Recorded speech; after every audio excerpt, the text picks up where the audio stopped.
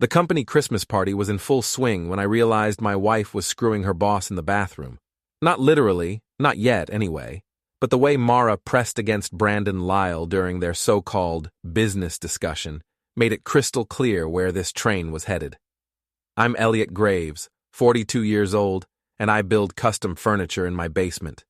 Real wood, real craftsmanship, the kind of stuff that lasts generations, unlike marriages, apparently. I stood there nursing my third beer, watching my wife of 15 years flirt like a teenager at her first dance. "Your wife's really working hard tonight," Sienna Tran said, sliding up beside me. Sienna worked in Mara's department at TechFlow Industries, some startup that turned old textile mill space into open-concept offices with ping-pong tables. She was sharp, competitive, and had the kind of wit that could cut glass. "Yeah, she's always been dedicated," I replied, taking another swig. The sarcasm in my voice could have stripped paint. Brandon Lyle was everything I wasn't. 6'2", perfectly styled hair, wearing a suit that probably cost more than my monthly mortgage. He owned TechFlow, drove a Tesla, and lived in one of those glass penthouses downtown. The golden boy who'd never worked with his hands a day in his life. "They make a cute couple," Sienna continued, her voice dripping with false sweetness. "Very professional." I watched Mara laugh at something Brandon whispered in her ear. Her hand lingered on his arm just a beat too long. The same laugh she used to save for me, back when we actually talked about something other than bills and her career ambitions. "Dance contest starts in 10 minutes, the DJ announced. "Grab your partners, folks. Winner gets crowned king and queen of the night." Mara's eyes found mine across the crowded restaurant. For a second, I thought she might actually ask me to be her partner. Then Brandon leaned down and said something that made her giggle, and I knew I was invisible again. "Want to show them how it's really done?" Sienna asked, extending her hand. Before we dive deeper into this story, I have one small request. Please subscribe, drop a like, comment, and hit that hype button to boost this channel so more people can discover these incredible Reddit stories. I looked at her, really looked. She was attractive in a no-nonsense way, with intelligent dark eyes and a smile that suggested she knew exactly what game we were all playing. More importantly, she clearly had no love lost for my wife. "Why not?" I said, setting down my beer. "Let's dance." The contest was everything you'd expect from a corporate event trying too hard to be fun. Couples stumbled through basic steps while coworkers cheered with the enthusiasm that only comes from an open bar. But Sienna and I? We actually knew what we were doing. I'd taken ballroom lessons as a kid, my mother's idea of culture. Sienna, it turned out, had been dancing since she was 5. We moved together like we'd been partners for years, and I could feel the crowd's attention shifting to us. "Your wife's staring," Sienna murmured as we spun through a complicated turn. "Good," I replied. "Maybe she'll remember she has a husband." But Mara wasn't staring at me. She was whispering urgently to Brandon, who kept glancing toward the restrooms. When the music paused between songs, they slipped away from the crowd. "Bathroom break," Sienna observed. "How romantic." The final song began, a slow, dramatic number that gave us room to really show off. Sienna followed my lead perfectly, her body pressed against mine as we glided across the makeshift dance floor. For the first time in months, I felt like I was actually good at something that mattered. When the music ended, the applause was thunderous. The DJ didn't even need to ask for a vote. We'd clearly won. He placed plastic crowns on our heads while the crowd cheered. "Ladies and gentlemen, your king and queen of the dance floor." I took the microphone, looking out at the sea of faces. Somewhere in that crowd, my wife was probably fixing her lipstick while her boss adjusted his tie. "Thank you," I began, my voice carrying clearly through the room. "You know, they say it takes two to tango. But sometimes you discover your original partner prefers to dance with someone else entirely." The crowd laughed, thinking it was just good-natured humor. I spotted Mara and Brandon returning from their break. Her hair slightly mussed, his shirt wrinkled. My beautiful dance partner Sienna here knows what real partnership looks like, I continued, raising her hand. Loyalty, respect, showing up when it matters. Some people understand commitment, others just understand convenience. Mara's face had gone pale. Brandon was trying to blend into the crowd, but his guilty expression might as well have been a neon sign. So here's to real partnerships, I concluded, raising my beer, and to knowing the difference between a dance and a performance. The applause was more scattered this time, confused. People were starting to pick up on the subtext, glancing between me, Mara, and Brandon. Sienna squeezed my hand, a small smile playing at her lips. "Nicely done," she whispered. Mara pushed through the crowd toward us, her face a mask of barely controlled fury. Behind her, Brandon was making a beeline for the exit. "Eli, what the hell was that supposed to mean?" she hissed when she reached us. "Just thanking my partner," I replied, innocently. "You know, the one who was actually here to dance with me." Her eyes darted around the room, noting the stares and whispered conversations already starting. The damage was done, and we all knew it. "We're leaving," she said through gritted teeth. "Now." "Of course we are," I said, removing the plastic crown and setting it on a nearby table. "Wouldn't want to keep anyone from their evening plans." As we walked to the parking garage, I could feel the weight of what I'd just started. The old Eli would have suffered in silence, would have pretended not to notice his wife's wandering attention. But something had shifted tonight. Maybe it was the way Sienna had looked at me like I was worth something. Maybe it was the applause of a crowd that had actually seen me. Or maybe it was just that I was tired of being invisible in my own marriage. "You embarrassed me," Mara said as soon as we got in the car, "in front of my entire company." "Did I?" I asked, starting the engine. "Or did I just point out what everyone else already knew?" She stared at me like she'd never seen me before. For the first time in years, I had her complete attention, and I was just getting started. The ride home was silent, except for the sound of Mara's fingers flying across her phone screen. Probably damage control, texting Brandon, her friends, anyone who might help spin the narrative. I kept my eyes on the road and my mouth shut, but my mind was racing. Our house sat on Maple Street in the historic district, a Victorian I'd spent 5 years restoring. Every piece of trim, every refinished floor, every carefully chosen paint color, all my work. It was supposed to be our dream home. Now it felt like a beautiful prison. "I can't believe you would humiliate me like that," Mara said as soon as we were inside. She threw her purse on the kitchen counter with enough force to knock over the salt shaker. "Humiliate you?" I leaned against the doorframe, studying my wife of 15 years. When had she become this person? When had I become someone she could lie to so easily? "That little speech of yours. Everyone's going to be talking about it tomorrow." "Good," I said. "Maybe they should talk about it." Her face flushed red. "What's that supposed to mean?" "It means I'm not blind, Mara. And I'm not stupid." She crossed her arms, going into full defensive mode. "I don't know what you think you saw. I saw you disappear into the bathroom with your boss for 20 minutes. I saw you come back with your hair messed up and his shirt wrinkled. I saw the way you've been looking at him for months." "You're being paranoid." "Am I?" I pulled out my phone, scrolling to a photo that had been accidentally airdropped to me during the party. Brandon had clearly meant to send it to someone else, but his phone had picked up mine instead. The image showed Mara pressed against a bathroom wall, Brandon's hands on her waist, both of them grinning like teenagers. The timestamp showed it was taken tonight, during their business discussion. Mara's face went white.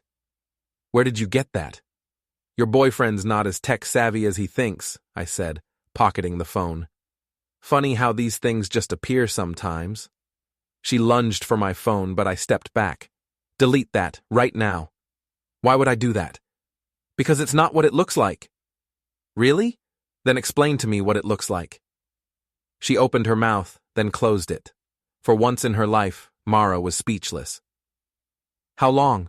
I asked quietly. Eli, please. How long, Mara? Her shoulders sagged. 3 months, maybe 4. 4 months, while I was working 16-hour days in my shop, building a custom dining set for the Hendersons, while I was planning our anniversary dinner, while I was still stupid enough to think we had a marriage worth saving. Are you in love with him? She looked away. I don't know. Maybe. He makes me feel alive. And I make you feel what, exactly? Safe, she said, and the word hit me like a slap. Comfortable, but that's not enough anymore, Eli.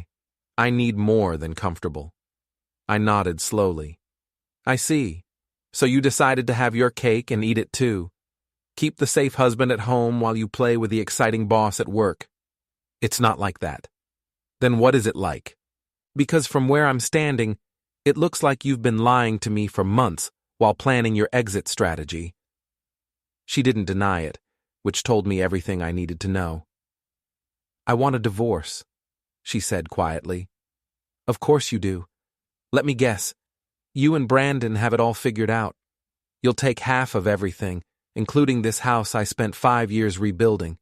He'll swoop in and save you from your boring life with the furniture maker. The house is marital property. The house is my life's work, I said, my voice rising for the first time.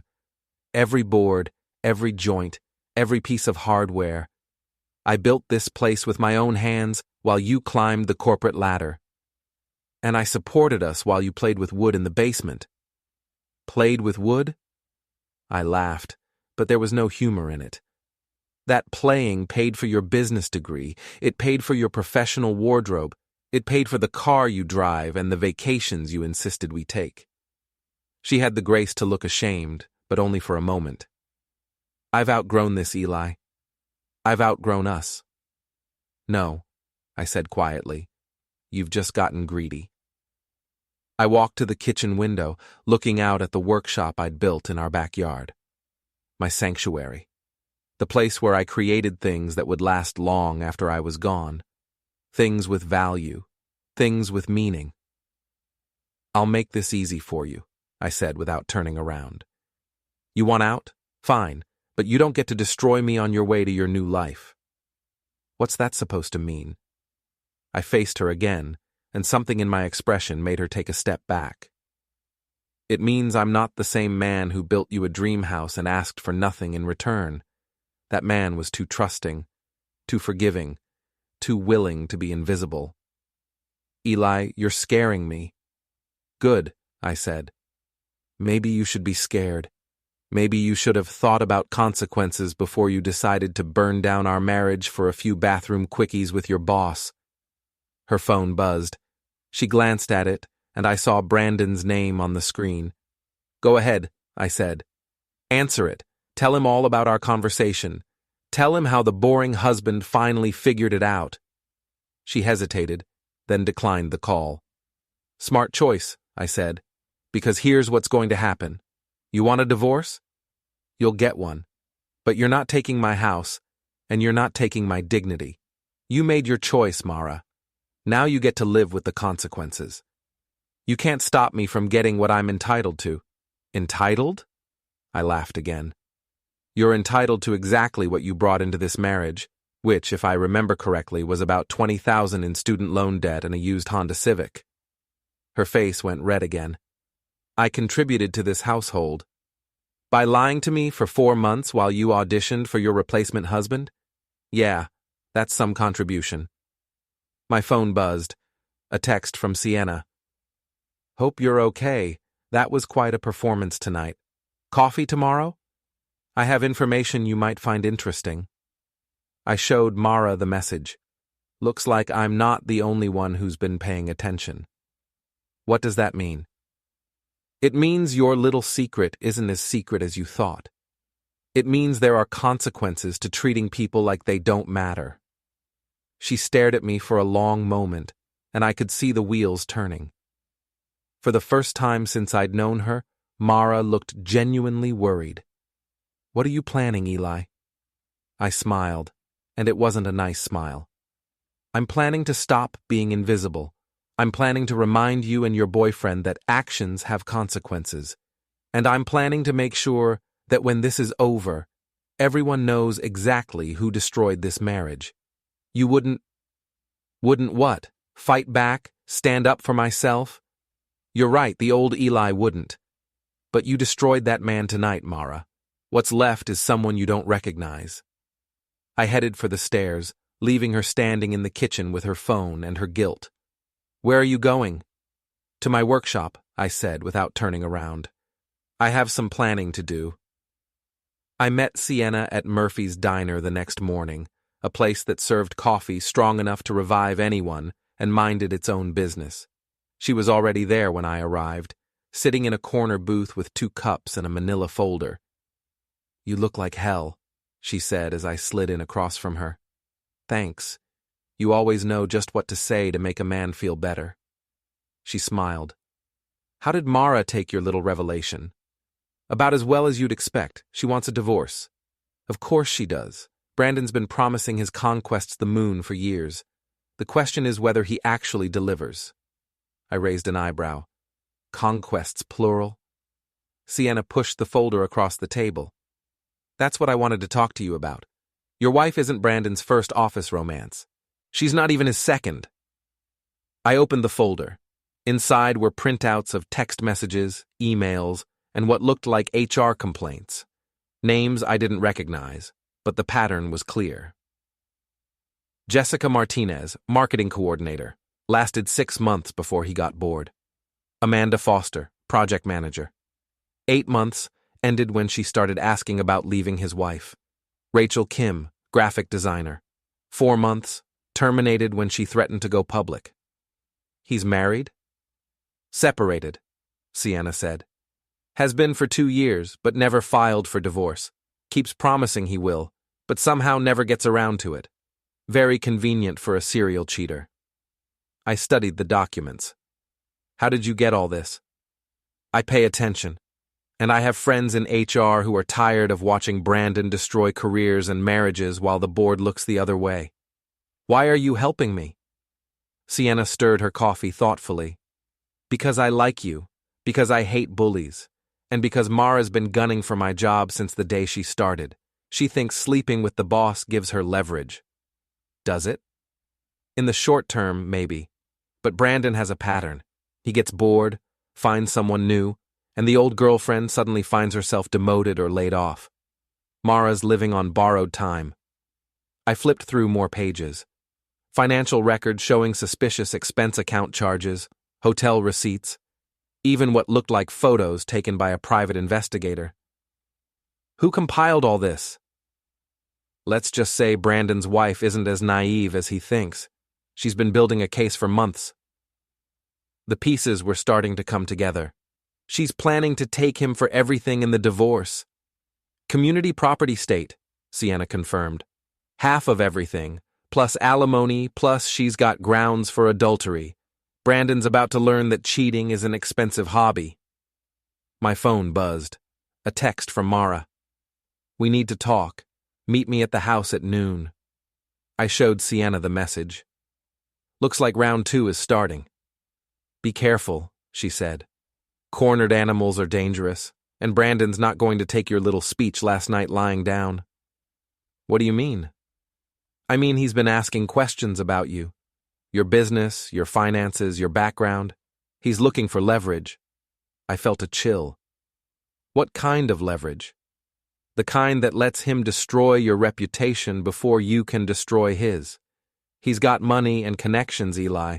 You've got righteousness and a really nice workshop. So what do you suggest?" Sienna leaned forward. "Fight fire with fire. You want to save your house and your dignity? Then you need to be smarter than he is, meaner than he is. You need to hit him where it hurts before he hits you." "I'm a furniture maker, not a corporate shark." "No," she said. "You're a man who builds things that last. That takes patience, planning, and attention to detail. Those are exactly the skills you need for this kind of war. She was right. Building a piece of furniture wasn't just about cutting wood and driving screws.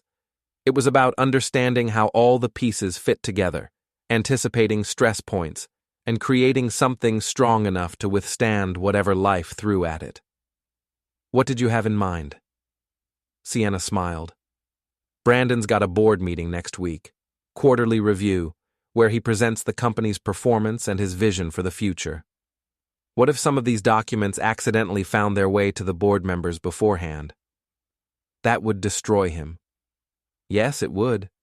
It would also save the next woman from going through what Mara's about to go through. I thought about my wife, sitting at home right now, probably texting Brandon about damage control. Did she have any idea what she'd gotten herself into? Did she care? There's something else, Sienna said, pulling out her phone.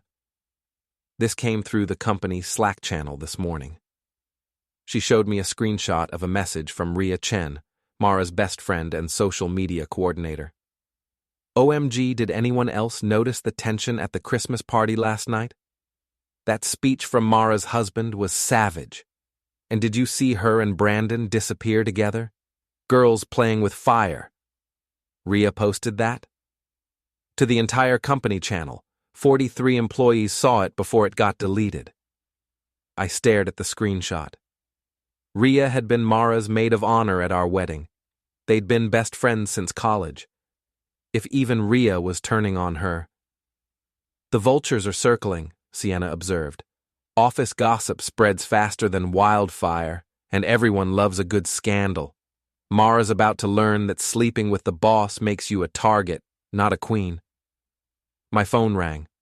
Brandon Lyle's name appeared on the screen. Answer it, Sienna said, but put it on speaker. I accepted the call. Hello, Brandon. Eli, we need to talk. His voice was tight, controlled. That little stunt you pulled last night was completely inappropriate. Was it? I thought I was just thanking my dance partner. You know exactly what you were doing. You embarrassed Mara and damaged my company's reputation. Your reputation damaged itself. I just pointed it out. There was a pause. Look, I understand you're upset. Marital problems are difficult. But dragging innocent people into your personal drama is unacceptable. Innocent people? I laughed. Is that what you're calling yourself now? I'm calling myself a businessman who won't tolerate threats or harassment. If you continue this behavior, I'll have no choice but to take legal action. Sienna was grinning, making notes on a napkin. Legal action for what exactly? Dancing with a coworker? Making a speech at a company party? Or are you worried about something else? Another pause, longer this time. Stay away from my company, Eli, and stay away from me. Or what? Or you'll find out that you're not the only one who can play games. Sienna was practically bouncing in her seat. Did you hear that? He just threatened you, on a recorded call. You recorded it? I record everything these days. Learned that lesson from watching Brandon operate. She held up her phone. This is gold, Eli. Pure gold. I felt something shift inside me, like a gear clicking into place. The old Eli would have been intimidated by Brandon's threats.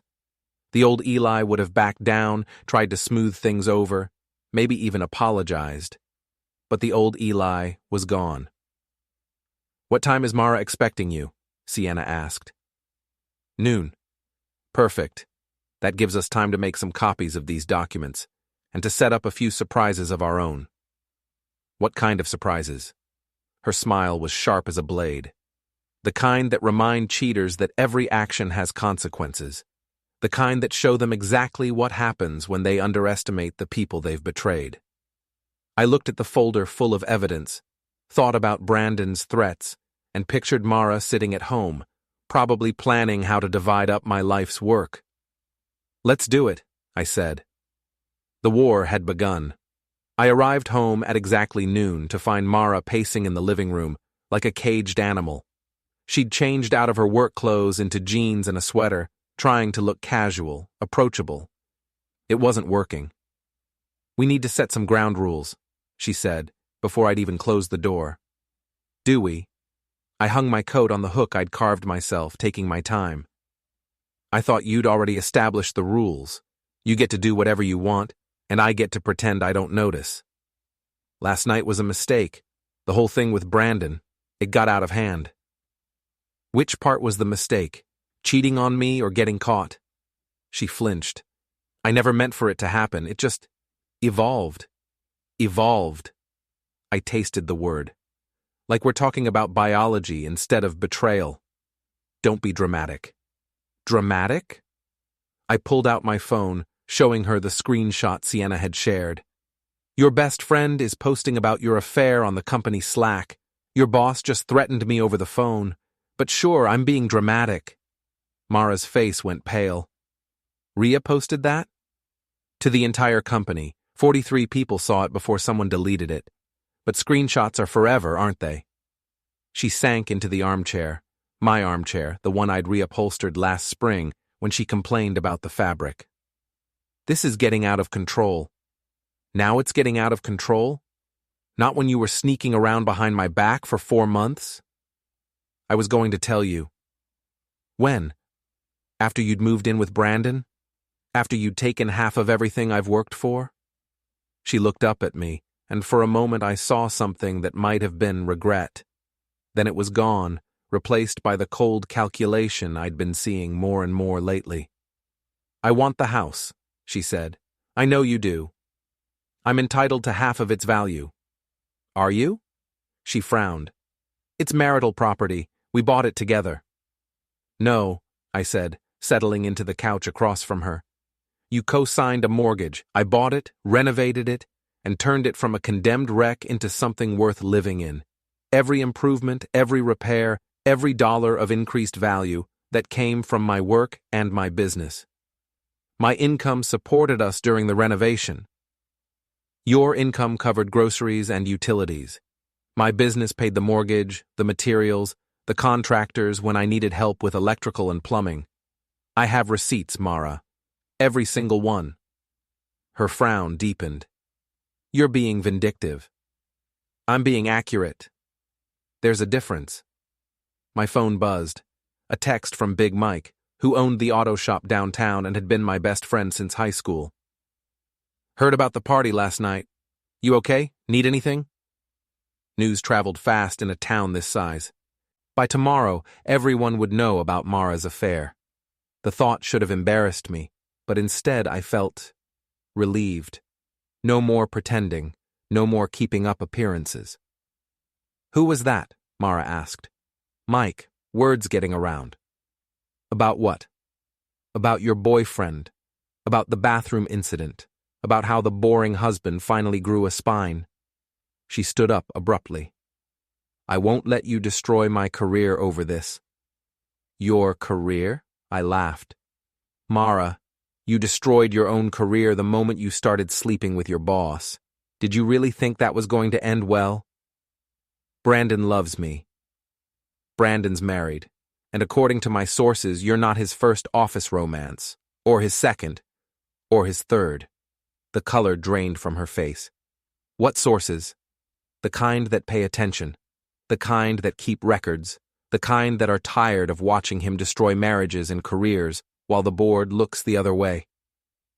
"You're lying." I pulled out the folder Sienna had given me, setting it on the coffee table between us. Jessica Martinez, Amanda Foster, Rachel Kim. Should I go on? Mara stared at the folder like it might explode. "Where did you get that?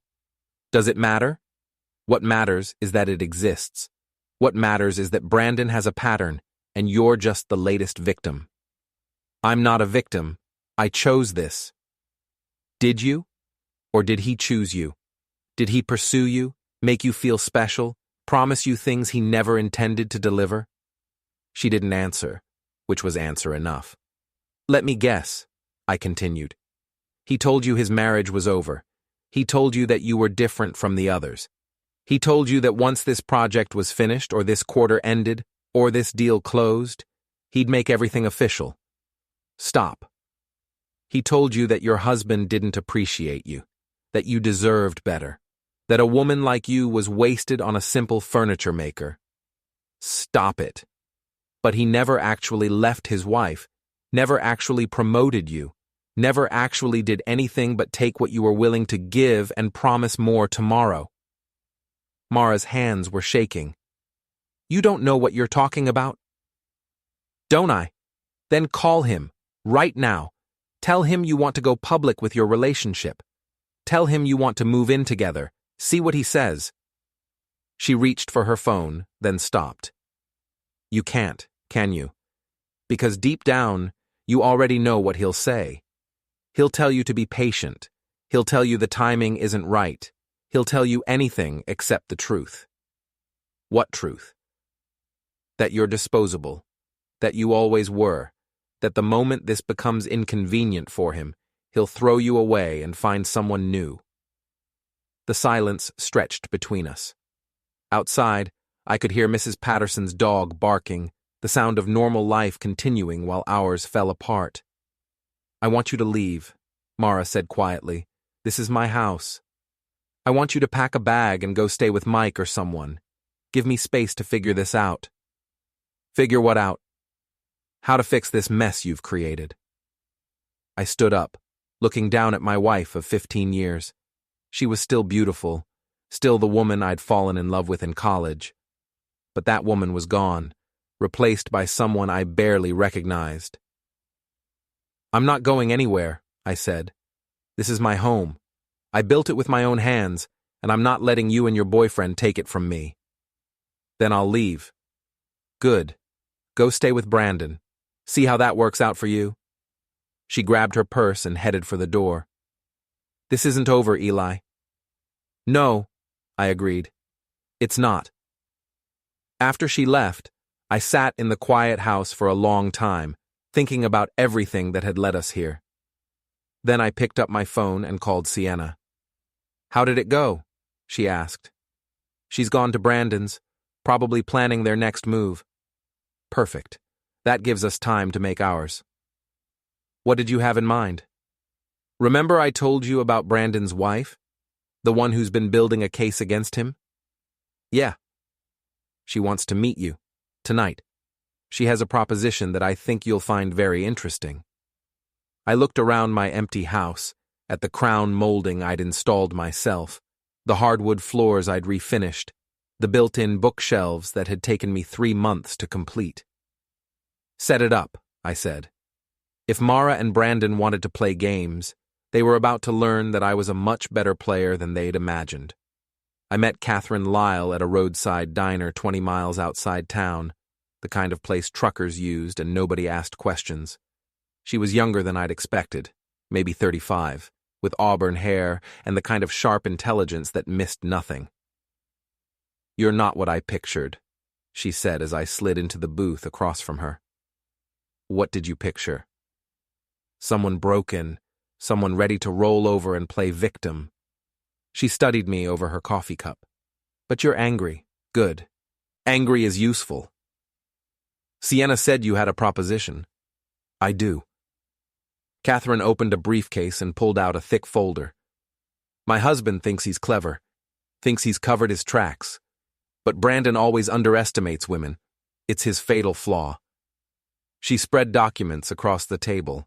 Bank statements, credit card receipts, hotel bills, phone records, a paper trail that painted a clear picture of Brandon's extracurricular activities. 5 affairs in 3 years, she continued. That I can prove. Probably more that I can't. Company credit cards for hotel rooms, business trips that weren't business, expense accounts used to wine and dine his conquests. Why haven't you used this already? Because I needed the right moment, the right leverage. She smiled, and it wasn't pleasant. Your wife just gave me both. I studied the documents. The pattern was clear. Brandon would pursue someone, shower them with attention and gifts, promise them the world, then move on when someone new caught his eye. Where do I fit in? You're the scorned husband, the sympathetic victim. When this comes out, and it will, you're the one everyone will feel sorry for. Me? I'm just the bitter ex-wife trying to take him for everything. But together? Together, we're two people who were betrayed by the same man. Together, we have enough evidence to destroy him completely. My phone buzzed. A text from Mara. Staying at Brandon's tonight. We need to talk tomorrow about the divorce. I showed Catherine the message. Looks like they're making it official. Perfect. Nothing says guilty like moving in with your affair partner the day after you get caught. What exactly are you proposing? Catherine leaned forward. Brandon's got a board meeting next week. Quarterly review. He'll be presenting his vision for the company's future, talking about leadership and values and all the corporate nonsense these people eat up. And that's when we hit him, not just with the affairs but with the financial improprieties, the misuse of company funds, the hostile work environment he's created. She pulled out another folder. I've been in touch with his previous victims. Jessica, Amanda, Rachel. They're all willing to come forward now that there's safety in numbers. What about Mara? What about her? She made her choice. She can live with the consequences. I thought about my wife, probably at Brandon's penthouse right now, thinking she'd won, thinking she'd traded up from the boring furniture maker to the successful CEO. There's something else, Catherine said. The house you're fighting over. It's not marital property if you can prove it was improved primarily through your separate business income. I can prove that. Good. Because I'm going to need somewhere to live after the divorce, and Brandon's going to need his assets liquidated to pay me what he owes. The pieces were falling into place. You want to buy my house? I want to buy half your house. Let Mara take her settlement in cash while you keep the property. I get a place to live, you keep your home, and Brandon gets to explain to his board why his personal drama is costing the company money. It was elegant in its simplicity. Brutal, but elegant. What's your timeline? Board meeting is Thursday. I file for divorce on Friday. By Monday, Brandon Lyle will be unemployed, broke, and facing multiple lawsuits. And Mara? Will be unemployed and homeless, tied to a man who can't take care of himself, let alone her. My phone rang. Big Mike. Eli, you need to get down to the shop. Now. What's wrong? Just get here and bring a camera. I looked at Catherine. I have to go. Trouble? Probably. Brandon said he wasn't the only one who could play games. She gathered up her documents. Then it's a good thing you're not playing alone anymore. I drove to Mike's auto shop with a growing sense of dread. The place was lit up like a Christmas tree, and I could see Mike pacing in the bay, talking on his phone. What happened? I asked as I got out of the car. Someone broke into your workshop, he said. Trashed the place. Destroyed that dining set you were working on for the Hendersons. That dining set represented 3 months of work and $5,000 in materials. More than that, it was a masterpiece. Hand-carved details, perfect joinery, the kind of work that would last generations. How bad? Bad. Looks like they used hammers, maybe an axe. Professional job, though. They knew exactly what to hit to cause maximum damage. We drove to my house in Mike's truck. The workshop behind my house was a separate building I'd constructed myself, with proper ventilation, professional-grade tools, and climate control for the wood. It was my sanctuary, the place where I created things of beauty and value. The door hung open, the lock smashed. Inside, devastation. My workbench was overturned, tools scattered, and the Henderson dining set was reduced to splinters and sawdust. Months of careful work destroyed in minutes. But they'd made a mistake. In their haste to cause maximum damage, they'd missed the security camera I'd installed after a rash of break-ins in the neighborhood. The little device was hidden in the rafters, still recording. Got them, I said, downloading the footage to my phone. The video was clear. 2 men, faces covered, but one of them was wearing a distinctive watch, a Rolex Submariner, the same watch Brandon had been showing off at the Christmas party. Friends of yours? Mike asked, looking at the footage. Friends of my wife's boyfriend. Son of a bastard! Mike kicked at a piece of broken wood. What are you going to do? I looked around at the destruction, at 3 months of my life reduced to garbage. The old Eli would have called the police, filed a report, tried to work within the system. I'm going to teach them that there are consequences for underestimating people, I said. And I'm going to make sure everyone in this town knows exactly what kind of man Brandon Lyle really is. The gloves were off now. Brandon wanted to play dirty. He was about to learn that I'd been building things with my hands my entire life, and sometimes, before you can build something new, you have to tear down what's already there. I spent the rest of the night documenting the damage and making phone calls. The police report was filed by midnight. The insurance claim was submitted by 1 a.m. By 2, I was sitting in my kitchen with Mike, Catherine, and Sienna, planning our response. "This changes everything," Catherine said, studying the security footage on my laptop. "Brandon just committed a felony.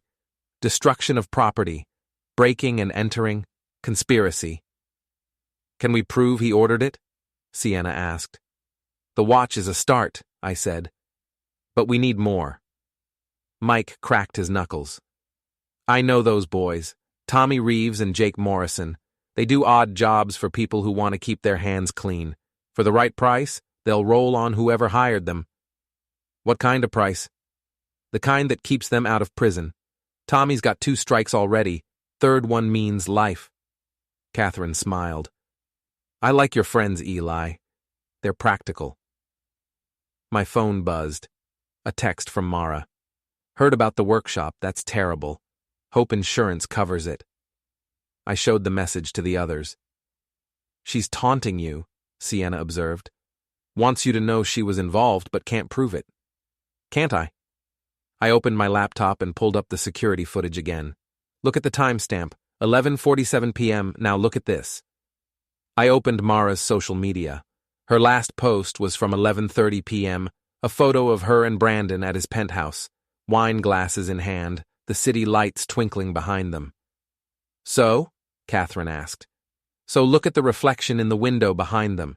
You can see Brandon's phone on the table, screen lit up like he's texting someone." Sienna leaned closer. "The timing matches. He could have been giving the go-ahead while she was taking selfies." "More than that," I said, enhancing the image. "Look at what's on the screen." The reflection was fuzzy, but just clear enough to make out a text conversation. And at the top of the screen, clear as day, was a contact name. Tommy R. "Got him," Mike said with satisfaction. "That's enough to get Tommy talking, and once Tommy talks, Brandon's finished." "Not yet," I said. "First, we make sure everyone knows what kind of man they're dealing with." I opened my laptop and began typing. A detailed post for social media, complete with photos of the destroyed workshop, screenshots of Brandon's threats, and the security footage showing the break-in. "What are you doing?" Catherine asked. "Going public. Brandon thinks he can intimidate me into silence. He's about to learn that I don't intimidate easily." The post went live at 3 a.m. By dawn, it had been shared 200 times. By noon, it was trending locally, and the local news had picked it up. My phone rang constantly, friends offering support, customers expressing outrage, reporters wanting interviews. The story was simple and compelling. Hard-working local businessman targeted by wealthy CEO in revenge for exposing affair. At 2 p.m., Sienna called with an update. "Brandon's in full panic mode," she said. "Emergency meeting with the board. 3 major clients have already called to express concerns about the company's leadership." "What about Mara?" "Hasn't shown up to work. Word is she's been suspended pending investigation." "Investigation? Turns out sleeping with your boss violates the company's ethics policy. Who knew?"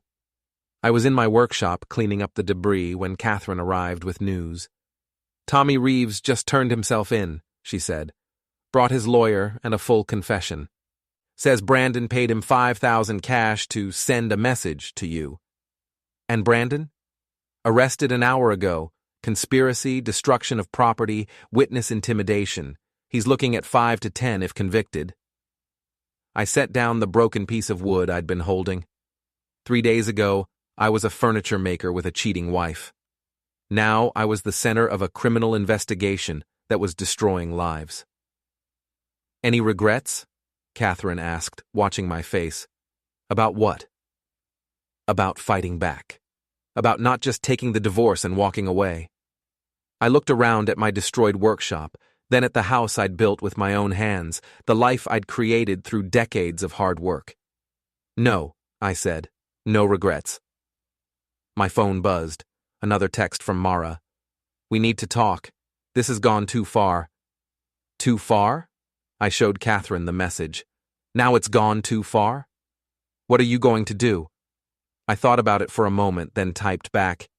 You're right. It has gone too far. Come home. We'll talk. Catherine raised an eyebrow. You're not actually going to reconcile with her? No, I said. But she doesn't know that yet. An hour later, Mara's car pulled into the driveway. She looked terrible, exhausted, scared, older than her 38 years. The confident woman who'd left 2 days ago was gone, replaced by someone who was finally understanding the consequences of her choices.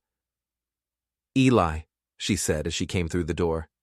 Thank God you're willing to talk. Of course, I said.